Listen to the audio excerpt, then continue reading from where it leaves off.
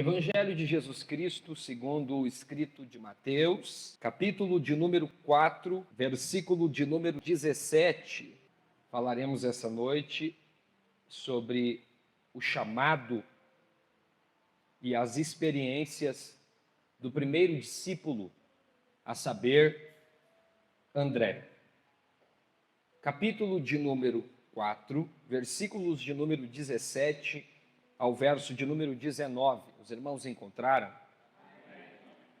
A partir deste tempo, Jesus começou a pregar e a dizer: arrependei-vos, pois o reino do céu tem se aproximado.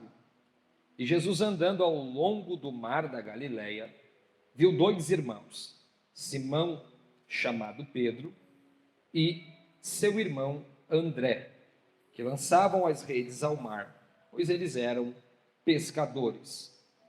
E disse-lhes: segui-me, e eu vos farei pescadores de homens. Tome assento, por gentileza. O chamado de todos os discípulos, dentro dos evangelhos sinóticos, estão representados no livro de Mateus, de Marcos, de Lucas. Mateus capítulo de número 10 faz a referência dos nomes dos discípulos que foram chamados, bem como também Marcos 3 e Lucas capítulo de número 6. Esses 12 discípulos foram chamados aproximadamente 18 meses antes da crucificação. Esses 18 meses antes da crucificação foi o tempo que Jesus decidiu então fazer uma representatividade direta em seu colégio apostólico, por intermédio dos 12 em completude, ou seja, em grupo. Entre essa turma, que nós podemos dizer que pelo óbvio, não eram os melhores, não eram propriamente dito os que realmente, pela lógica, seriam dignos de acompanhar o mestre, tínhamos, por exemplo, a caráter desse detalhe, de homens que não eram dignos, homens como Mateus, que era um cobrador de imposto, um publicano, que por sua vez era tido como um traidor para a sua nação. Nós tínhamos também um considerado bandido, um marginal, chamado de Simão Zelote, que era considerado um homem muito perigoso. E naquele tempo, para aquela cultura, também era considerado um dos, se não dentro do colégio apostólico, o único que tinha um poder braçal inigualável. Ele era muito hábil em espada, com uso de ferramentas menores e também com, dentro daquele tempo, uma arte de luta que naquele contexto estava sendo considerado uma arte usada de forma criminal. Nós temos homens dentro do colégio apostólico que tinham bons nomes também. Nós temos nomes dentro do colégio apostólico de homens que vieram oriundos de outra região, a saber, Judas, que era de Quiriote, por isso que o nome dele é Judas Iscariotes, ou seja, um homem de Quiriote. E é um dos únicos, acredito até, por assim dizer, que fora, de alguma forma, chamado fora das redomas de Jerusalém ou da antiga Israel. Sabendo disso, nós temos sempre uma necessidade de elencar os discípulos de Jesus como sendo propriamente dito, dentro da terminologia, os mais próximos, e a gente lembra muito de três nomes: Pedro, Tiago e João. Mas nenhum deles foi o que dentro do latim nós conhecemos como protocletos, ou seja, o primeiro discípulo. O primeiro discípulo foi André. André tem em sua terminologia, no seu nome, o significado de varonil ou, em algumas especificações, considerando a terminologia do nome, vencedor.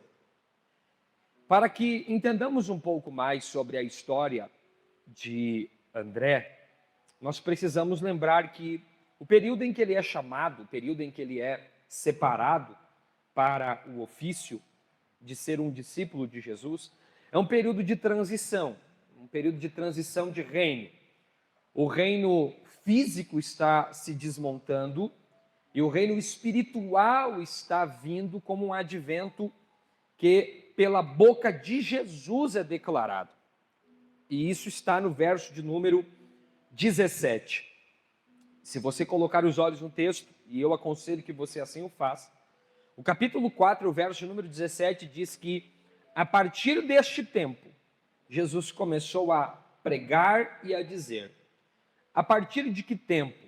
A partir do tempo em que ele sai do deserto e ele vai para a sinagoga pregar a palavra. As sinagogas, por assim dizer, eram sinagogas que estavam abarrotadas de mestres da lei, de homens que tinham muito conhecimento, de fariseus, em alguns lugares, saduceus.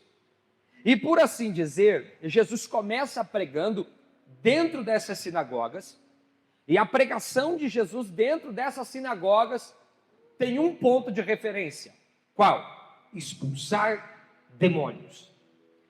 Parece uma loucura, porque Jesus vai começar o ministério dele expulsando demônios dentro da igreja. Não há uma consideração que se faça a nível de, entendendo o texto, dizer que outra coisa era o objetivo de Jesus em sua pregação.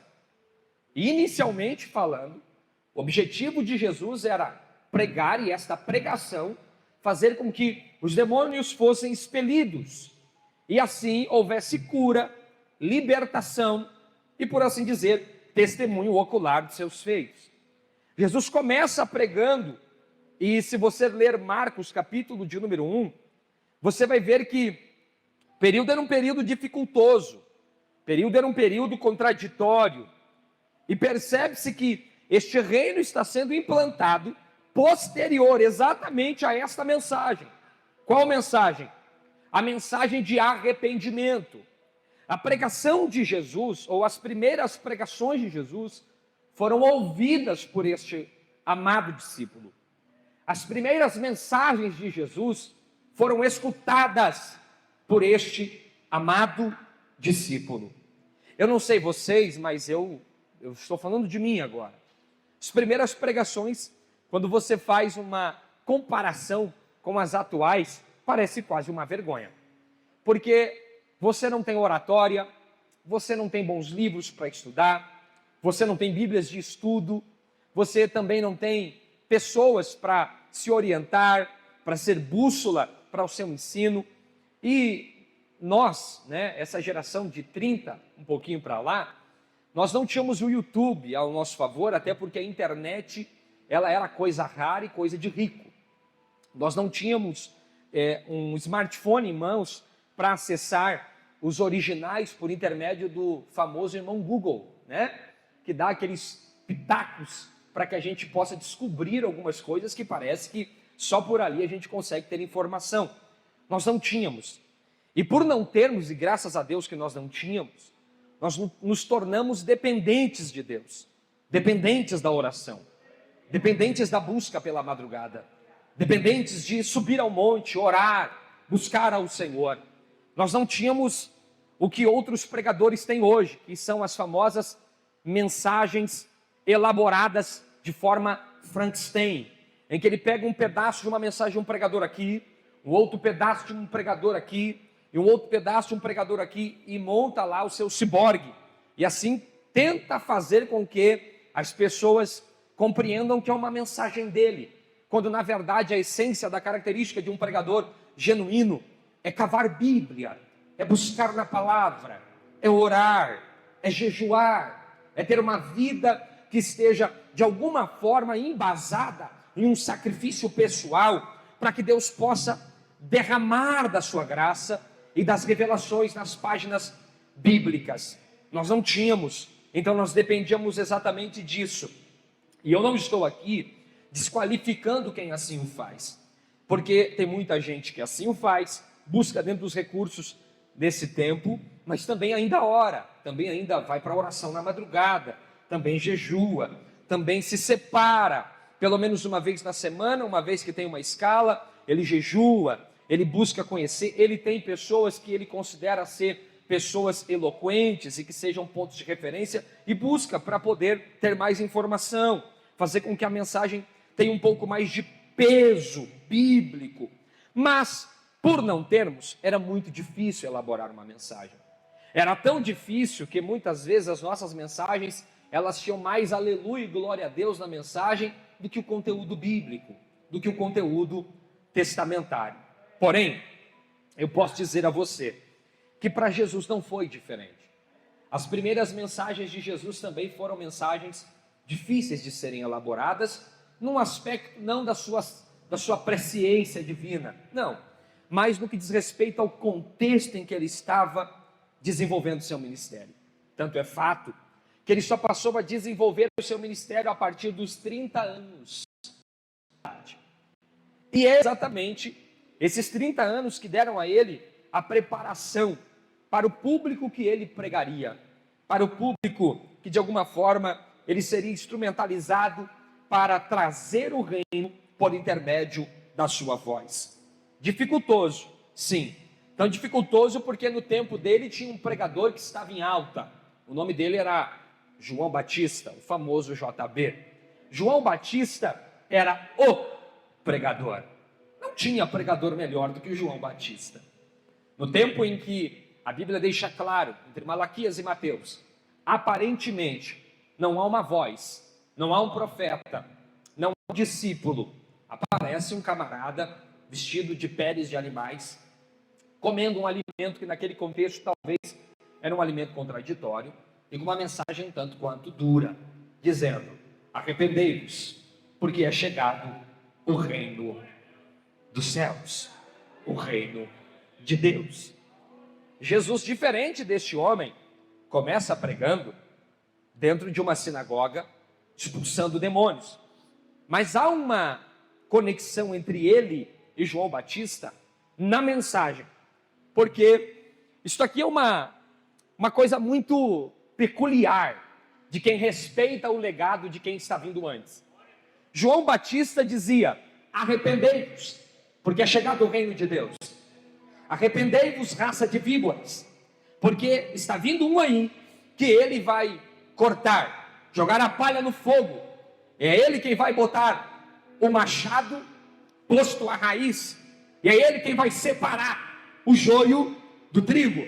Jesus, respeitando o legado de João Batista, ele vem com uma mensagem que é muito parecida, não é plágio, é semelhança. E ele diz: arrependei-vos, porque é chegado o reino de Deus. Note que Jesus está falando de um reino, e que, se você quiser me acompanhar, Daniel capítulo de número 2, abra a Bíblia por favor, até porque você está no culto de ensino da palavra. Daniel capítulo de número 2, glória a Deus. Versículo de número 44 revela que reino é esse. Alguém encontrou? Se alguém encontrou e quiser e puder ficar de pé e fazer a leitura do texto, eu ficaria muito grato. Daniel 2, verso 44.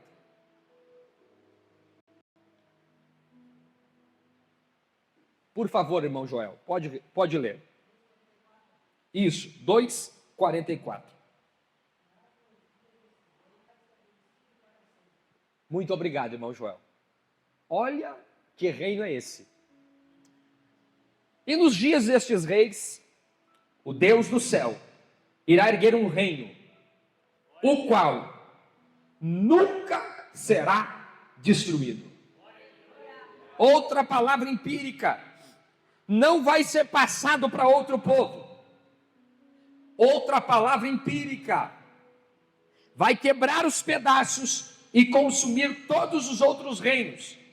E a última palavra empírica: vai permanecer para sempre. Que reino é esse, pastor Daniel? É o reino de Deus, é o reino dos céus, é o reino do eterno. Este reino não é um reino sazonal, não é um reino que transporta ou se autotransporta no aspecto físico, no aspecto milenar. Não, é um reino que não passa, não passará, e é um reino permanente de eternidade em eternidade. É um reino que, biblicamente, nós temos o direito de invocar para que ele venha. Quando Jesus ensina a oração, nós temos o hábito de usar a versão João Ferreira de Almeida e dizer: venha a nós o teu reino, não é isso? Mas na oração, nos originais do grego, Jesus não disse venha a nós o teu reino. Jesus ensinou dizendo: quando orares ao Pai, orem dizendo: venha o teu reino, porque o reino não é nosso, o reino é de todos aqueles que quiserem viver dentro dele. O reino não é da igreja A, da igreja B, da igreja C. O reino não é de um grupo específico. O reino é de todos aqueles que uma vez abraçaram a cruz do Calvário, abraçaram o Evangelho, abandonaram a vida de pecado e decidiram viver esse reino na sua pele, declarando esse reino para tantos quantos quiserem, e que uma vez ouvindo a palavra deste reino, se arrependerem, serem perdoados dos seus pecados e, por assim dizer, fazerem parte deste reino. Esse reino não passa, esse reino não pode ser destruído, esse reino está acima de tudo e acima de todos. Precisamos fazer uma diferenciação entre o reino milenar e entre o reino da graça. O reino em que estamos inseridos é o reino da graça. Porém, Apocalipse capítulo de número 1, do verso, ou melhor, capítulo de número 19, do verso 1 ao verso 11, nós temos o reino milenar. E só vive o reino milenar quem abraçou o reino da graça, quem abraçou o vitupério da cruz, quem abandonou as práticas pecaminosas que afastam o homem de Deus. Só pode viver, só pode fazer parte do reino milenar os que reconhecem que estão no reino da graça. Esse reino, que dentro do grego vem relacionado com a palavra arrependimento, que é o pontapé inicial para entrar no reino. A palavra arrependimento aqui, do grego basileia, é rasgar as suas próprias vestes e gritar altamente pelas dores que se autoflagela no corpo de um homem. Ou seja, é a ideia que o grego está nos passando de um homem que grita, que desesperadamente busca por socorro e que desesperadamente, ou de uma forma talvez até vergonhosamente, além de reconhecer a sua falha, pede incessantemente o perdão pelos seus pecados. O arrependimento é o pontapé inicial para que o reino de Deus seja evidenciado. E quem é que estava pregando essa mensagem? Jesus. Mas quem que começou a pregar ela? João Batista. Às deltas do Jordão, lá estava aquele homem, pregando esta palavra. E a pregação dele vinha com a tônica de alguém que estava com uma certa ira, e dizendo: convertei-vos, raça de víboras. Jesus não chama ninguém de cobra, ninguém de víbora, mas continua com o mesmo teor na mensagem, porque nós precisamos compreender que o fato de Jesus não chamar ninguém de víbora, não significa que aqueles que não se arrependem assim não sejam.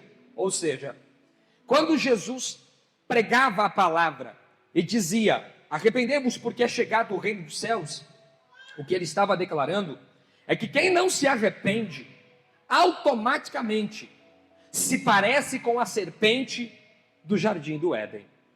Você já deve ter se perguntado o que é que a serpente no jardim estava fazendo, uma vez que ela é a mais astuta entre as alimárias do campo. É a Bíblia que diz, não sou eu. Se a Bíblia declara que o habitat natural dela é o campo, Por que é que ela está dentro do jardim? Ela está dentro do jardim porque a serpente que personifica Satanás, quem estuda sobre herpetologia, que é o que estuda a abrangência das serpentes e de outros répteis, herpetologia, estude para você não ficar só nas minhas palavras, sabe tanto quanto eu que a serpente ela não tem audição. O que entra aqui, sai aqui.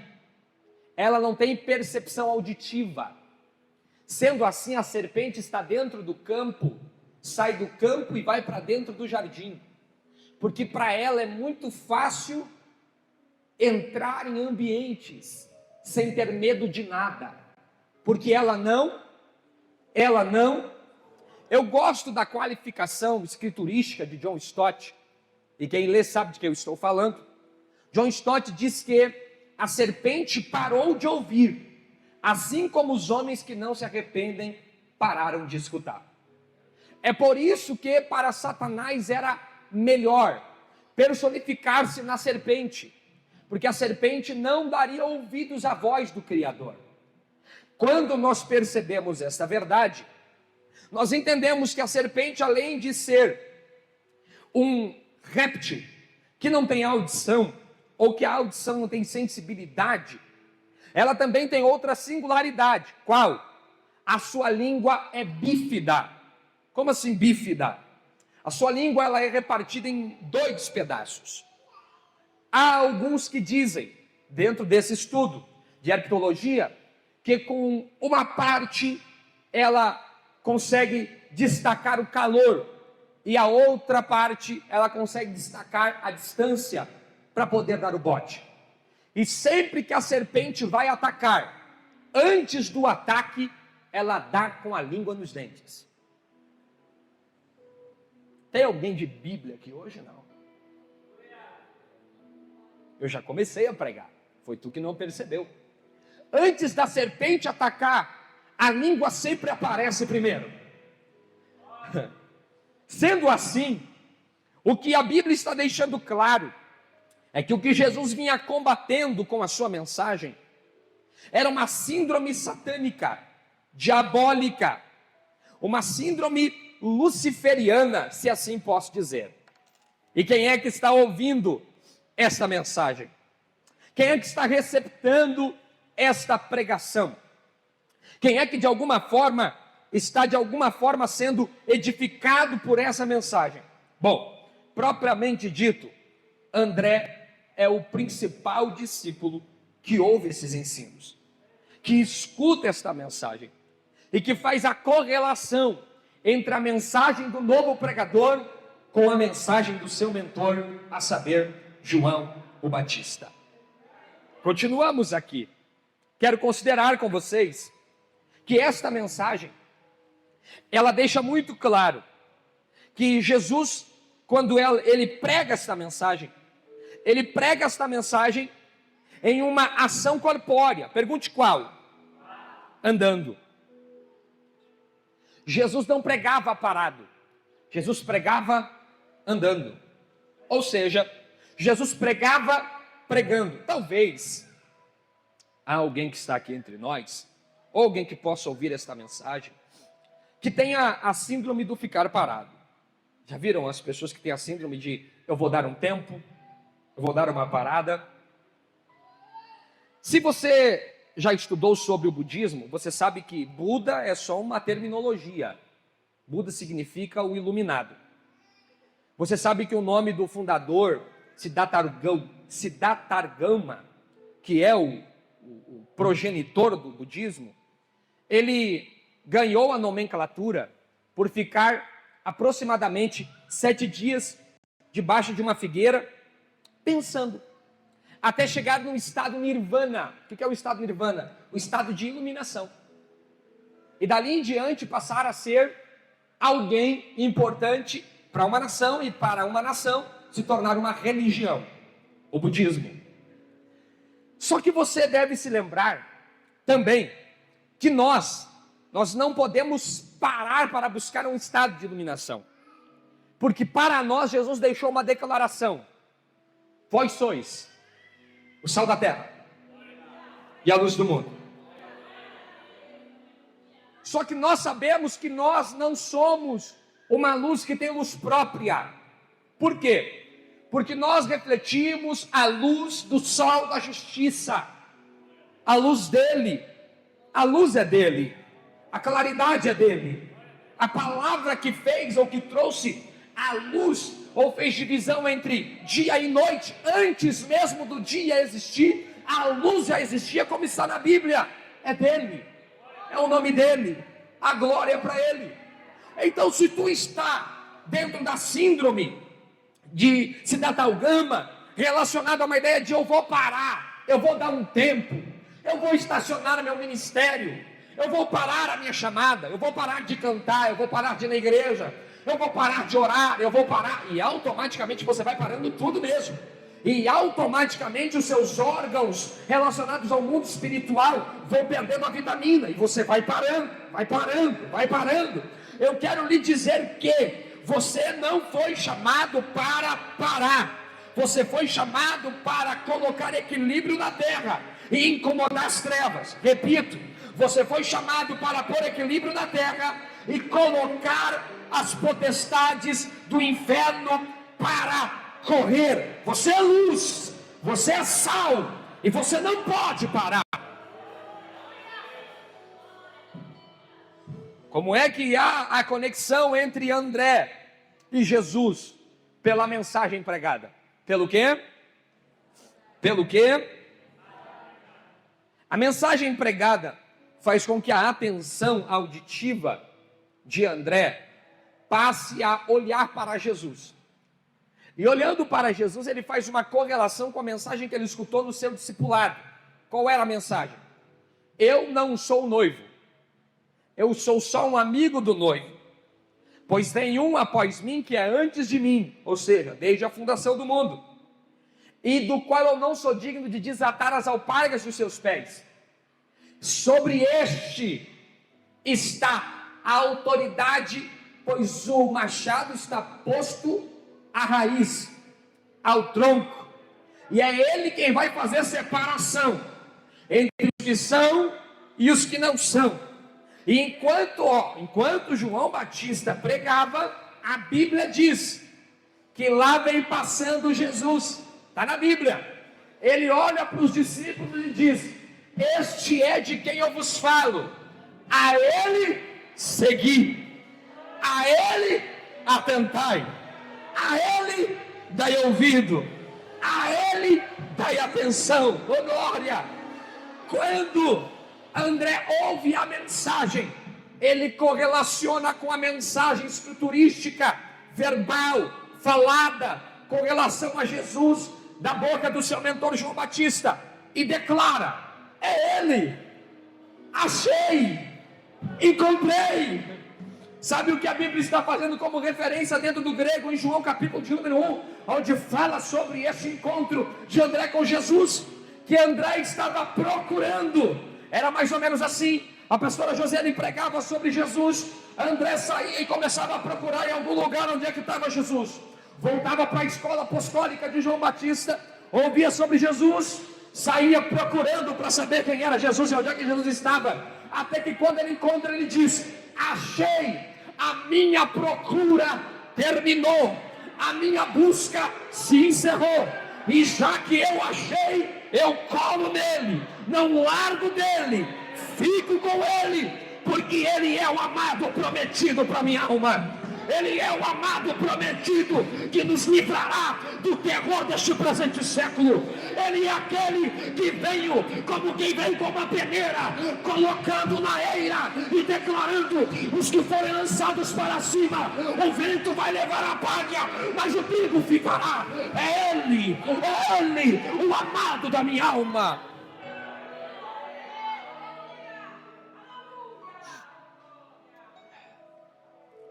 O que é que João Batista falou dele? Ele é o Cordeiro. O que é que João Batista falou dele? Ele é aquele que vai vos batizar com o Espírito Santo. Mas não vai ser só com o Espírito Santo, não. vai ser com o fogo da aflição do presente século da igreja, no que diz respeito às perseguições herodianas. Porque tem gente confundindo o fogo do batismo com... Está errado. O fogo do batismo ali era a aflição, era a temperatura elevada da fornalha, e nós sendo lançados dentro, por amor ao Evangelho, não deixando de forma alguma a graça perder a sua graça, porque nós sabemos que esta graça nos alcançou desde a eternidade. Era este fogo. João Batista falou sobre ele. Abra a Bíblia, por gentileza.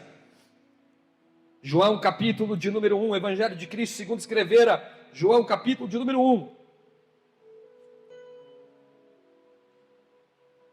versículo de número 35.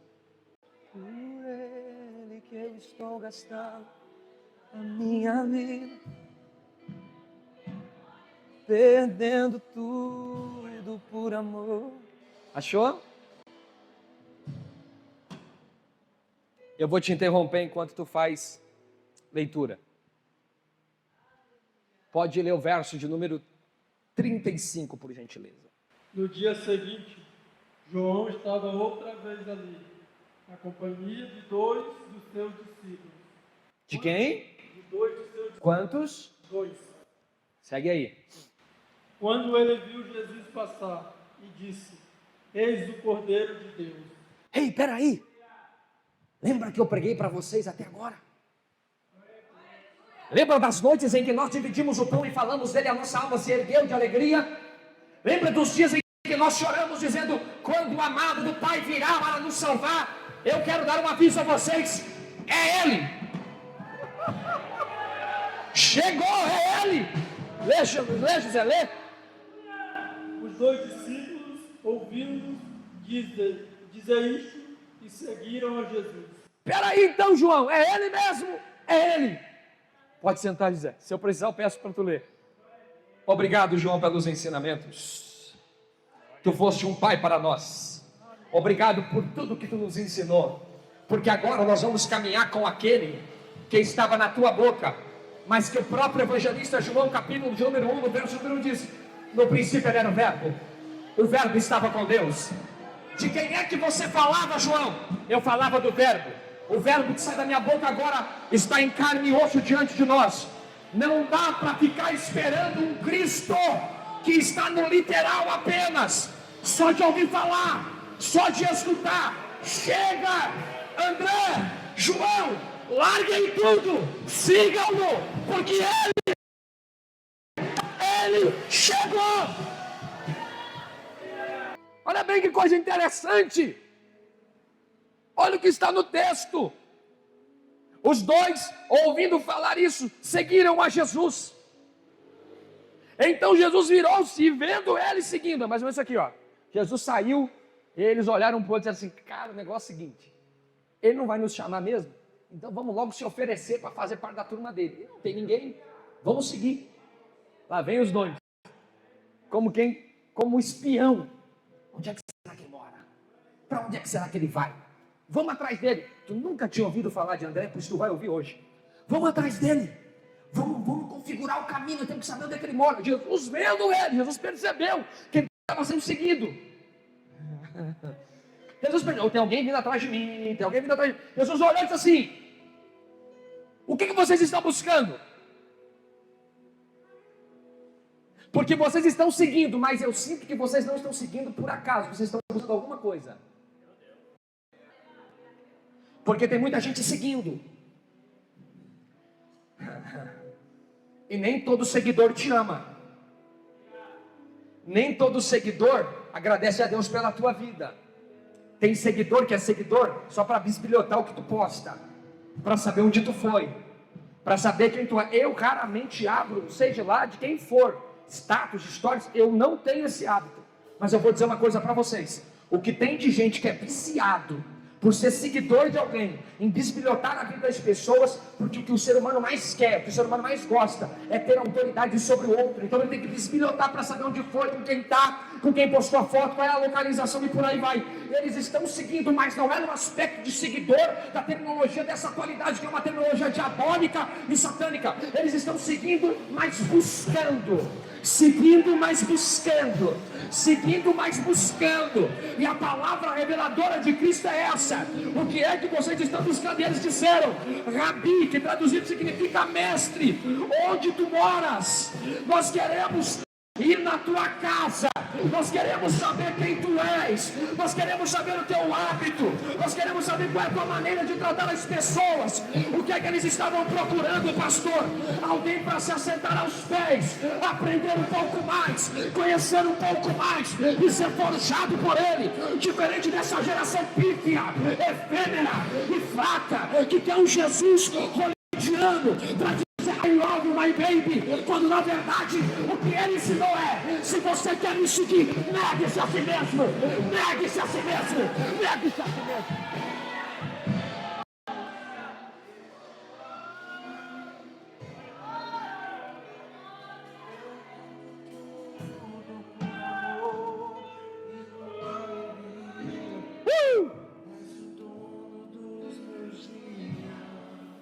O que é que vocês querem? Nós queremos o mestre e saber onde ele mora. Quem é que está falando isso aqui? André. E ele disse-lhes: é isso que vocês querem? É isso que vocês estão buscando? Vinde. Vinde e vejam. Eles foram e viram onde morava. E além de ver, além de ir, permaneceram com ele. Que hora era isso, pastor Daniel? 4 horas da tarde foi o horário do encontro. Até que hora eles ficaram lá? Eles foram, viram onde morava e permaneceram com ele aquele dia, porque era cerca da hora 10ª, 4 horas da tarde. Um dos dois que ouviram falar, João, falar e o seguiram era André, irmão de Simão Pedro. Ele encontra primeiro ao seu próprio irmão Simão e diz-lhe: nós encontramos o Messias, que traduzido significa Cristo. Peraí, mas não era Rabi? Era. Mas como é que vira Messias? Como é que vira ungido? Como é que vira o Cristo? É só quando eu sento, é só quando eu como um pouquinho de pão com ele. Porque tem muita gente te julgando pela tua roupa, pela tua veste. Tem muita gente que nos julga pelo protótipo físico. Só que esquece que para falar da gente tem que comer 1 quilo de sal, tem que sofrer um pouco do nosso lado, tem que sentar e caminhar com a gente por um pouco de tempo, para aí então fazer dedução. Quando eles sentaram, ouviram, comeram, permaneceram, ele olhou e disse assim: não, mestre ele não é mais. Depois de tudo que a gente ouviu, só tem um título para dar para ele. Qual? Ele é o Cristo. Ele é o Cristo. Agora, por favor, Jesus é ovacionado por André. E André, depois de ter as suas respostas, sabe o que é que ele faz? Ele não começa como a maioria quer fazer, pregando do lado de fora. A primeira pessoa para quem André vai pregar, depois de Jesus ter um encontro com ele, ou ele ter um encontro com Jesus, porque a Bíblia deixa claro que foi ele que foi atrás. Ele diz assim: o que eu recebi não pode morrer em mim mesmo. Eu tenho que pregar para alguém. E sai pregando, mas ele não sai pregando para qualquer pessoa. Versículo de número 41. Ele encontrou primeiro ao seu próprio irmão Simão e disse-lhe: encontramos o mestre, o Messias, que traduzido significa o Cristo. E ele o trouxe a Jesus. Eita! Pedrão era complicado, irmão. Ele conhece Jesus e não segue Jesus. Por quê, pastor? Porque ele só vai seguir a Jesus Lá em Lucas 5, quando ele deixa as redes e começa a seguir. Lá no texto que nós lemos, em Mateus capítulo de número 4, que ele deixa as redes e começa a segui-lo. Este aqui é o primeiro encontro, mas é um encontro forçado. Como assim forçado? O fato de André levá-lo até Jesus nos dá a interpretação possível de que ele queria demonstrar a contento para Pedro, que quem ele viu, ouviu e se relacionou era o Cristo, o Messias. O que me faz entender que André é o primeiro missionário. Não tem apostolado se não tem André. Não tem um líder da igreja em Jerusalém se não tem o André. Não tem uma pregação depois de Atos 2 se não tem o André. Não tem uma igreja pulsante, vibrante em Jerusalém por intermédio de um pastor chamado Tiago se não tem o André. Então lá vai, o teu nome pode não aparecer, tu pode não ser pregador de púlpito, tu pode não ser talvez um evangelista, um presbítero, um diácono, um auxiliar, seja um André, seja um André, seja.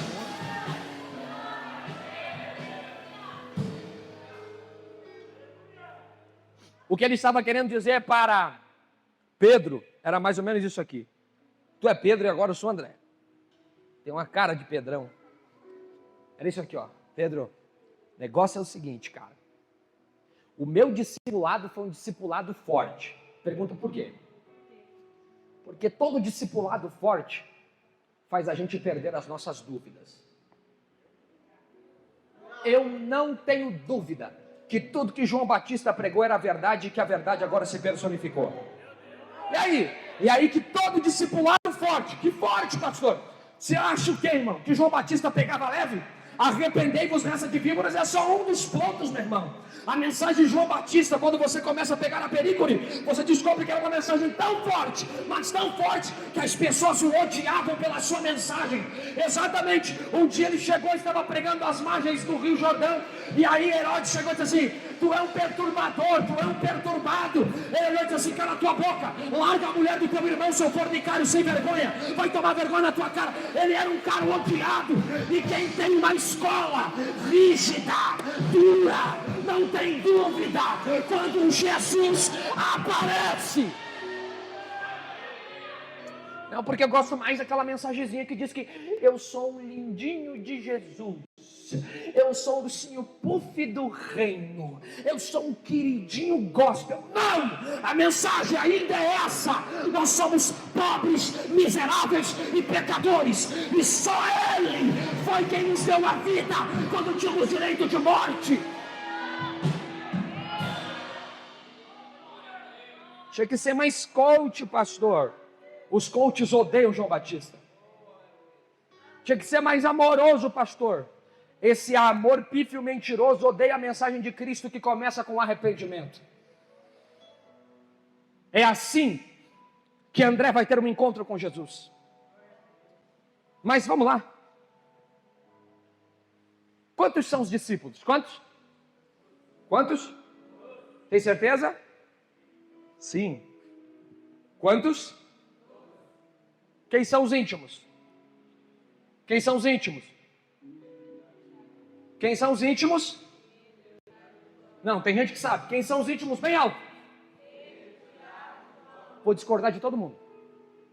Você esqueceu de um aí. E eu posso provar. André. Prova, pregador. Relaxa, meu irmão. Marcos, capítulo de número 13.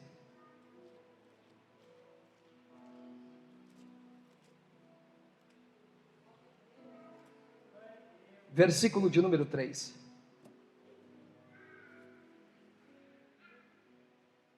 E assentando-se no Monte das Oliveiras, de frente ao templo, Pedro, Tiago, João e André o chamaram em particular.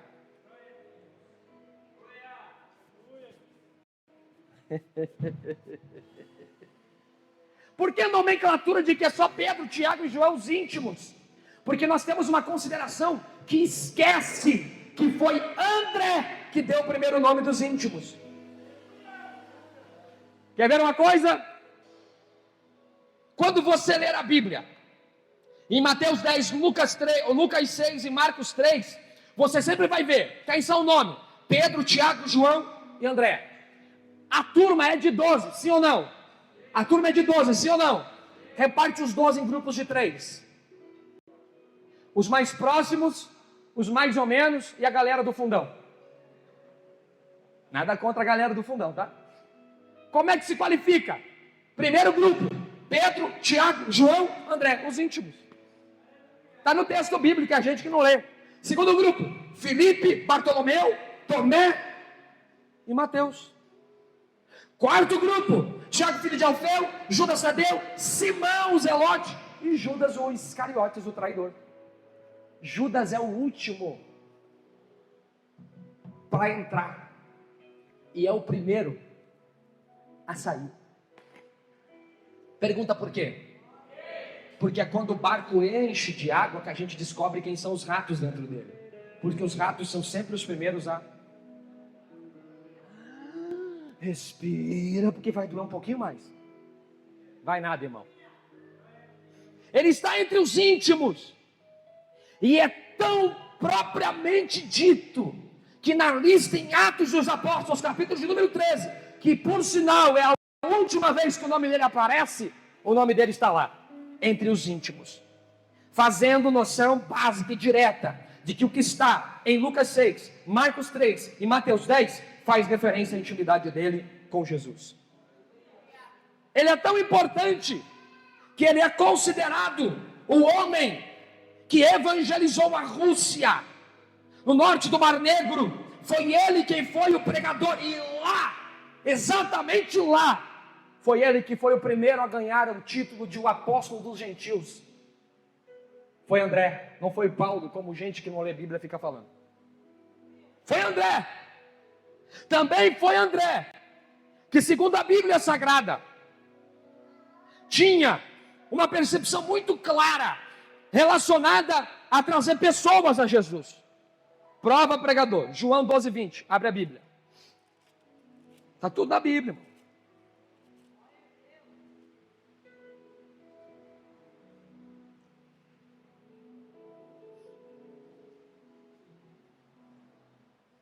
Está na Bíblia. João 12, 20 diz: havia alguns gregos entre os que tinham subido para adorar na festa. Estes, pois, dirigiram-se a Filipe, que era de Betsaida, o primeiro do grupo 2, ó. O primeiro do grupo 2. Este que era de Betsaida. E Filipe, eles rogavam dizendo a Filipe que queriam ver Jesus. Filipe foi e falou com quem? Falou com quem? André, então, os leva para conhecer Jesus. André vai e consulta o mestre chega declarando: não é ainda a hora da honra do Filho do Homem, porque os gregos e os gentios chegaram ali na tentativa de honrar e ovacionar a Jesus. Ele consegue perceber, mas ele não inibe ninguém de chegar em Jesus. Muito pelo contrário, ele leva esses homens até Jesus. Ele apresenta esses homens até Jesus. Por quê? Porque só tem um ministério forte do lado de fora quem começou o ministério dentro. Ele não começou o ministério dele querendo pregar para os outros aquilo que ele não conhecia. Ele começou o ministério dele não pregando para pessoas do lado de fora sobre aquilo que ele não tinha conhecimento. Ele começou o ministério dele pregando do lado de dentro da casa dele, ganhando o irmão dele e sendo uma testemunha ocular daquilo que Jesus estava fazendo. Salvo engano, essa frase é de São Francisco de Assis. Ele diz: pregue a palavra, se possível, se necessário, use a palavra, use a sua voz. Por quê? Porque tem muita gente achando que pregar é só pregar com a Bíblia. O teu comportamento prega muito mais do que a Bíblia. Você, como já dizia o príncipe dos pregadores dentro da atualidade, ele dizia que nós somos a nossa Bíblia aberta para o mundo ler, o nosso comportamento fala muito mais alto do que a nossa voz.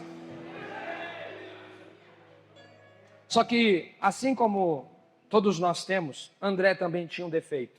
André tinha um? Que defeito, pastor? Ele tinha uma falta de confiança em Jesus quando os momentos eram adversos. Prova, João 6, versículo de número 8 e 9. Jesus, achei alguém que pode nos ajudar. O que ele é? Um menino. Está aqui. Ele tem 5 pãezinhos de cevada e 2 peixinhos. E aí ele termina. E aqui aparece a deformidade do caráter dele. Mas o que é isso aqui? Para tamanho público. Ele revela aqui uma característica importantíssima. Pergunte qual? Ele não tinha filtro para levar pessoas até Jesus. Ele levava os gregos, mas também levava crianças. Ele pega um menino, a palavra menino dentro do original aqui, traz uma aproximação de idade entre 12 e 16 anos de idade. Ele pega um menino de 12 anos e leva até Jesus. Esse menino tem 5 pães de cevada. Por que a Bíblia deixa claro? Porque André estava declarando, os pães são de cevada. São pães que o artifício para fazê-lo é o mesmo usado para dar alimento para cavalo. O pão nobre era o pão de trigo, não de cevada. Pão de cevada era usado a partir do momento que ele endurecia para esfarelar e servir de ração para animais no curral. Ele está dizendo, o pão dele é pão de gente pobre. E tem mais, o que ele tem é pouco para a gente, só tem 2 peixinhos. É por isso que André deixa qualificado o que o menino tem. Ele não inibe o menino de ser apresentado para Jesus, mas deixa claro que o que o menino tem não é nada perto daquilo que Jesus precisa para fazer o milagre. Qual é a deformidade de André, pastor? Ele não consegue confiar em Jesus na hora que o calçado aperta. Ele não consegue confiar em Jesus na hora que a crise chega. Ele não consegue confiar em Jesus na hora que a porta de emprego fecha. Ele não consegue confiar em Jesus na hora que o carro funde o motor, na hora que extrai alguma coisa dentro de casa, na hora que o dinheiro falta. Ele não consegue confiar em Jesus na hora que ele tem que escolher entre ser fiel ou pagar uma dívida. Eu vim aqui para dizer para alguém que a deformidade que André tinha é algumas deformidades que nós também revelamos às vezes, mas da mesma maneira que Jesus revelou a sua glória por intermédio de um menino com 5 pães e 2 peixes, por intermédio de André, ele também fará através da tua vida, independente de quanto você tenha para apresentar. O que dizer de um homem que era pescador e que virou pregador? Pregou para o irmão, pregou para os gregos, pregou para o menino, pregou na Rússia. Eu acho lindo demais, porque tem gente achando que é o nome que faz o pregador. Não são poucos os pregadores dentro da atualidade que eu conheço, Alan, que chegaram a mudar o nome para poderem impactar mais na hora em que o nome for falado em uma agenda. Copiando os artistas seculares que mudam o nome, interessados em impactar, em marcar, em ovacionar a multidão. Mas eu pergunto e você responde. Você sabe quem foi que ganhou do Attila Mahmoud para Jesus? Não? Um professor de escola bíblica dominical chamado Edward Kimball. Viu? Você sabe quem foi Moody? Um dos maiores pregadores do seu tempo, se não o maior. Mas você não sabe que foi um irmão simples da igreja, que segundo a história, passava todos os dias em frente a uma sapataria, e o Espírito Santo dizia assim para ele, pastora Josiane, entra lá dentro e prega para o menino.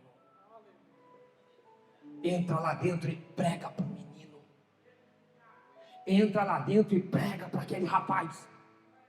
E ele resistindo à palavra do Espírito, até que houve um dia que ele sai da escola bíblica dominical, e ele passa em frente à sapataria, Segundo a história, ele não sabe como. Ele pulou para o lado de dentro, do outro lado do balcão, juntou o menino pelo cangote, arrastou para trás do balcão e olhou no menino, nos olhos do menino e disse: Jesus te ama, quer mudar a tua vida e quer te levantar para mudar a história desta atualidade, desta geração. O menino apavorado, com 19 anos de idade, depois daquela pregação, se tornou um homem que aceitou a Jesus e botou os Estados Unidos da América de cabeça para baixo, e foi o maior pregador do século XIX dentro da Inglaterra. Quem é o pregador?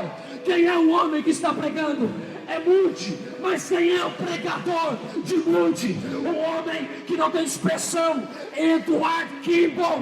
Eu vim aqui para dizer para alguém nessa noite: você pode pregar para alguém que hoje talvez ninguém saiba o nome, mas que daqui 10 anos será o maior pregador da atualidade. Mas basta você parar de resistir à sua missão.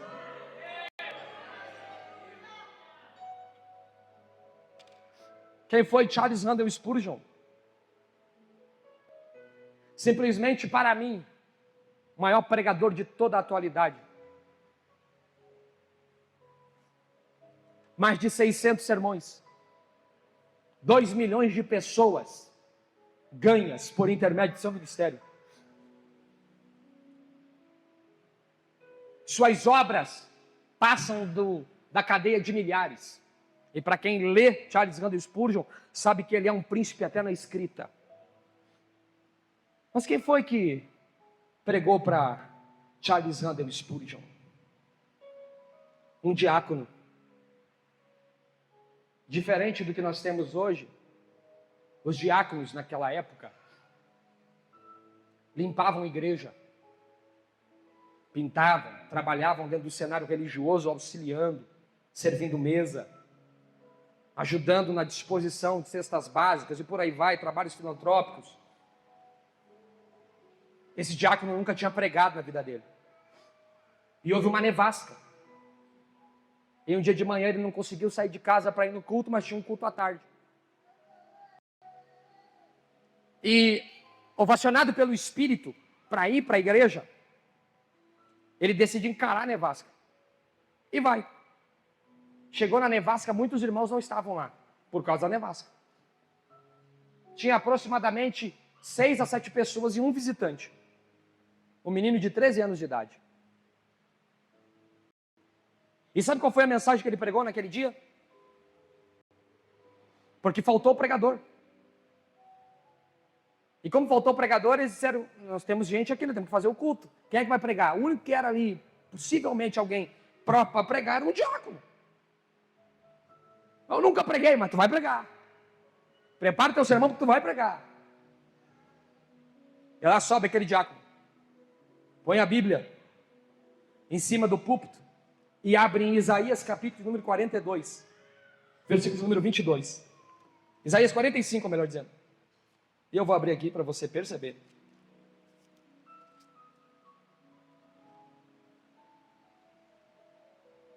Versículo de número 22. Olha a mensagem que ele pregou. Olhai para mim e sereis salvos, todos os confins da terra. Eu sou o Senhor Deus, e não há outro que se iguale a mim. Segundo a história, diz que a mensagem dele, Estevão, foi tão espalhafatosa que só se ouviu os gritos, os berros, o que traz a ideia de que era uma mensagem pentecostal. Eu vou falar de novo. Pentecostal. E quando ele faz o apelo, ele olha para o menino que está lá em cima na arquibancada e diz assim: menino, hoje é o dia da tua salvação. Hoje chegou a tua hora e é agora. Jesus quer mudar a tua vida. Quem era o menino? O menino com mais de 19 mil obras de sua própria autoria. Mais de 600 sermões pregados em vida, fora as escritas que passam de 19 mil, e mais de 2 milhões de almas que ele ganhou. Charles Randall Spurgeon, que foi ganho por um homem chamado John Egan, que foi um pregador de uma única mensagem, e nunca mais ele pregou na vida dele. A única mensagem, Isaías 45:22, foi o suficiente para trazer aquele menino de 13 anos para a porta do altar, fazê-los chorar de joelho dobrado e aos prantos levantar a mão e dizer: eu aceito Jesus como Salvador, e dali em diante se tornar o maior pregador de todos os tempos. Tu pode não ser Pedro, tu pode não ser Tiago, tu pode não ser João, mas se tu for André é suficiente.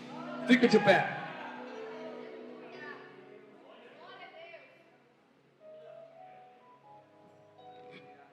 Como é que ele morreu? Como é que morreu André? A Bíblia se exime, mas a história conta que ele morre na famosa Grécia, na Caia, leste europeu, crucificado em uma cruz em X. Sabe o que fizeram com ele, pastor José? Não pregaram as mãos dele como pregaram as mãos do nosso mestre. Amarraram para a morte ser mais dolorosa e mais devagar. Pergunta por quê? Porque ele pregou para a esposa do procônsul da Grécia. E sabe o que aconteceu? A mulher se converteu. Enlouqueceu dentro de casa, só queria Jesus, Jesus, Jesus, Jesus, Jesus. Que Jesus é esse? O Jesus que o André prega, o Jesus que o André pregou, o Jesus que o André prega, o Jesus que o André pregou. Eu quero esse Jesus, eu quero esse Jesus, eu quero esse Jesus. Eu vou matar esse André. Cruz. André crucificado. Mas eu gosto do que um escritor chamado, eu tenho em casa, Eusébio de Cesareia, a história eclesiástica, escreveu. Sabe como é que foram os últimos dias dele na cruz? Foram assim, ó, em praça pública, crucificado em X, e conforme alguém passava, ele fazia assim, ó: ei, Jesus te ama! Pastor, mas eu queria um microfone para pregar. Tudo bem, eu vou encomendar da Shopee uma caixa de microfone e vou distribuir de presente para uns que acham que pregar é só microfone na mão e cantar é só com microfone. Eu vou te dar de presente. Eu sou de uma geração que onde houver uma alma, ali há um campo missionário para ser pregado.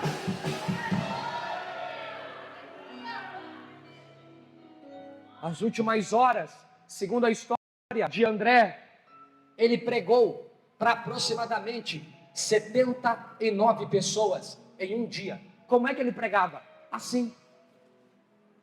As dores no corpo eram fragmentadas a partir de cada momento que ele puxava o ar. Cada vez que ele puxava o ar, ele sabia que estava mais próximo da morte. Só que ele gastou as últimas respirações, os últimos fluxos pulmonares de compressão para inspirar e para expirar. E ao invés dele só, ele: Jesus te ama, Jesus te ama. Sabe o que André nos ensina? Que nós temos que respirar por Jesus. Nós temos que respirar por Jesus. Pastor, mas alguém que está à beira da morte, vale a pena pregar? Se ainda há fôlego de vida dentro daquela alma, pregue, pregue, pregue.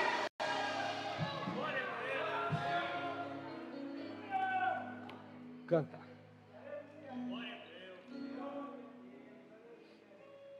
Pregue para alguém.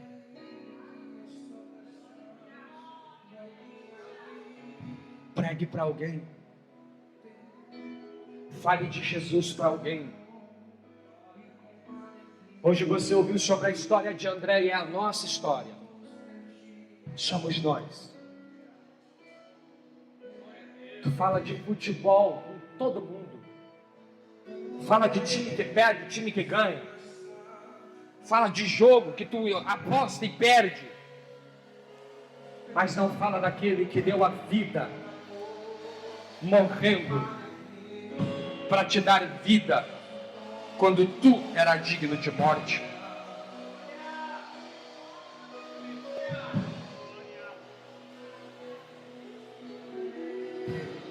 Você lembra de quem te deu um presente no teu aniversário que te marcou? E fala sempre que você pode, lembrando esta pessoa. Mas e ele? E ele que abriu mão da sua glória, tabernaculou entre nós, despiu-se da sua majestade, se vestiu de uma impureza que na verdade nunca o fez pecar, e foi para a cruz do Calvário como um cordeiro mudo para ser imolado. Dele eu não tenho nada para falar, pastor. Então eu quero lhe dizer, você não é digno de participar nem do corpo nem do sangue dele. Você não é digno de ouvir a palavra ser pregada e dizer que foi alimentado, quando você não reconhece o que ele fez por você na cruz do Calvário. Você se exime de tudo que ele deu para você. Ou você abraça a sua visão, ou você abraça a Bíblia. Não há outra opção, senhores. Feche os teus olhos e ouça esse louvor. Por ele que eu estou caçando a minha